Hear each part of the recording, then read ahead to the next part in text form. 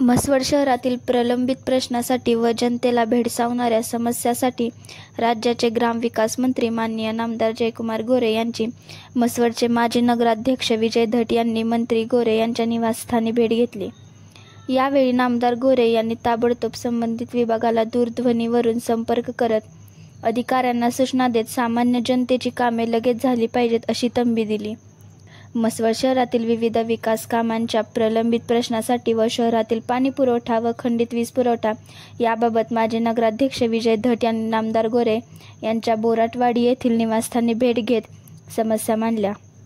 यात शहरातील मंजूर असलेली सनगर समाज मंदिराचे काम, महात्मा फुले यांच्या पुतळ्याचे सुशोभीकरण, नाभिक समाज मंदिराचे काम तसेच सध्या शहरातील खंडित वीज पुरवठ्यामुळे पाणी पुरवठ्यात आलेल्या विस्कळीतपणा याबाबत समस्या मांडल्या।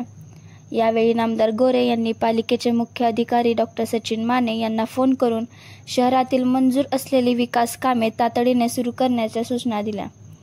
तसेच विस्कळीत पाणी पुरवठा याबाबत शहरातील खंडित होत असलेल्या वीज पुरवठा तांत्रिक अडचणीशिवाय खंडित करू नका असे सक्त आदेश संबंधित विभागाला दिला।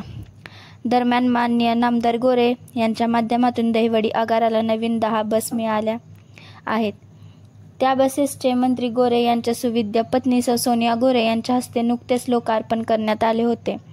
त्या पार्श्वभूमीवर आज दहिवडी आगारातून सुटणारी दहिवडी परेल मुंबई या नवीन बसचा शुभारंभ नामदार जयकुमार गोरे यांच्या हस्ते करण्यात आला। यावेळी म्हसवडचे माजी नगराध्यक्ष विजय धट, अर्जुन काळे, अरुण गोरे, शेखर गांधी, अखिल काझी, दत्ता डावकरे, दहिवडी आगार प्रमुख संतोष बोराटे आदी उपस्थित होते। कॅमेरामन नागनाथ डोंबेसह महेश कांबळे, राजयोग 79 न्यूज म्हसवड।